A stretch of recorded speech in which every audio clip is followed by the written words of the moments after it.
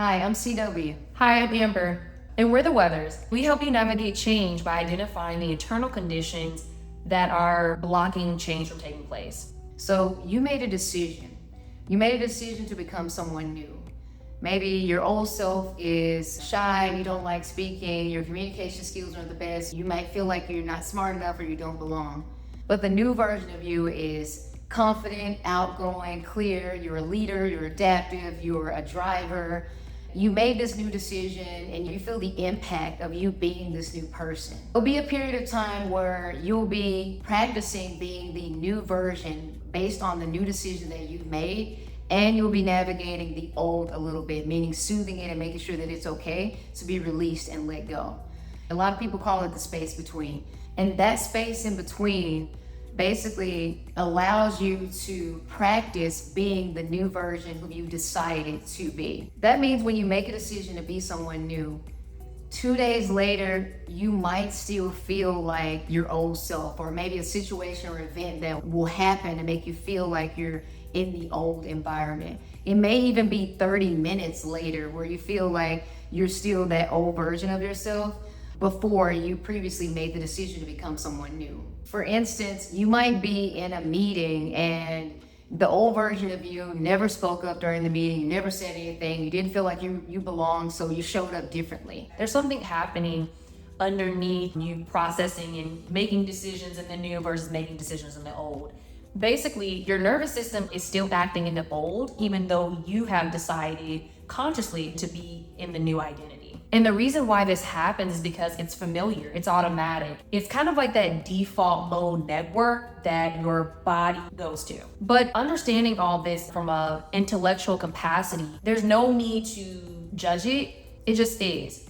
And what we can do to help soothe ourselves during this time is to give our body and our brain new experiences so that it can then have something new to go off of versus the old behaviors. For instance, that moment when you can decide to speak up or to not speak up, like you make that choice to speak up and your body's like, okay, well, I survived, it's not a threat. I don't have a lion or tiger or bear coming at me, I'm good. Or for instance, when in a moment where you could have led something and you handled it and you were able to lead it. Different examples of the new evidence that now your body and your brain both have, and they can start pulling from that new data. Just a reminder is that the new identity is chosen in a moment in time, in every moment in time.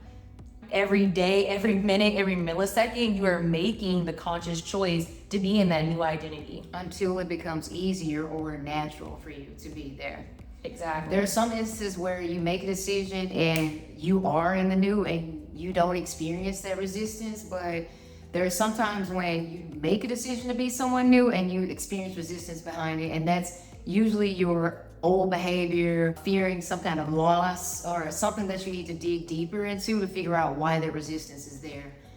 When this happens, for instance, when you're presented with that moment where you can make a new decision, recognize that this is a decision point for you to either choose the old or choose the new version of you. So recognize that it's old behavior and that you have a choice. Immediately remind yourself of the new version that you decided to be and then move from that space. So every day, throughout your day, make sure that you're moving in the mindset of the new version whom you define yourself to be. And if something doesn't match with that or align with that or aligns with the old, then you immediately make a choice that is in alignment with your new self. And every time you do this, every time you make a new decision to be the new version, you are giving your brain evidence that, hey, we are new, we are who we said we were gonna be. And you're giving your nervous system, as Amber mentioned earlier, an opportunity to relax in that knowing and to make it feel more natural being the new version of you. When the old does try to reappear, and let's say you made a mistake, for lack of a better word, there are no mistakes,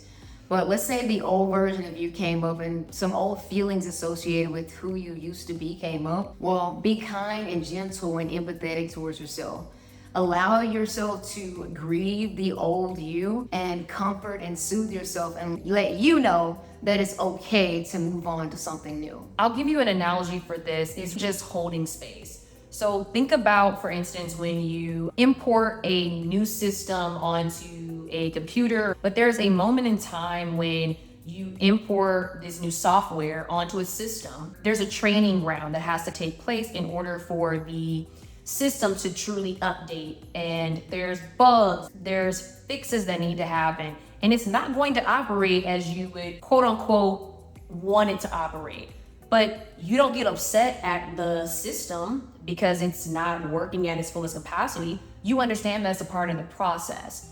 Now take this perspective on what we just talked about. Imagine yourself as that you're that system and you now need a software update. Imagine that this process and the holding spaces, you being okay with your training ground that you are in. So now you are able to be more compassionate, more empathetic with yourself when the old version of you comes up, and you can just tell yourself, hey, this is a part of my training. Let me get back to the new identity that I set myself to be in, and let me move from that. It's really important during this time to not judge yourself, because sometimes as people, we can look at, oh, we messed up, or oh, we failed, and we create so much judgment. But the judgment is still just reiterating that fear. It's still reiterating that old version. So replace that with compassion, with love, with grace and understanding. We have an identity change model, something simple that you can use to remember while you're navigating kind of the old and the new in that space in between. It is decision, evidence, safety, and repetition. Decision is asking yourself constantly, who have I decided to be, or who am I? So in every moment of your day, making the decision to align with that new version of you. So every action, every choice, every line of thinking from that new version, who you define yourself to be. Remind yourself of this new version constantly, repeatedly. Know him or her because it is you. Evidence, what small action would this person take today? So every single day throughout your day, look for evidence of you being this new person. Every time you take a new action that's in line with this new version of yourself, remind yourself of this evidence that you have so that your brain can start looking for the evidence that, hey, I am this new version of myself, who I claim myself to be. I am this person. Safety. Asking yourself, what does the old self actually fear is going to lose because of the new identity? And remembering that you aren't actually losing anything. You're actually gaining. You're becoming this new evolved person. So really the fear is just trying to hold you back. And the new is also a system recalibration. Repetition. How will I practice this until it becomes more familiar? You can give yourself a written log or on your notes or write it down in a journal of every time where you have been this new identity. And when the old self tries to rear its head and reminds you that, oh, you're not this, you have a literal log that you can go back to of evidence after evidence of how you're being this new person. So hold on to that in those hard moments. So what identity have you decided to step into? What is one piece of evidence that you can look for this week that will prove that to you? This is Clear Weather, and we help you find clarity in change.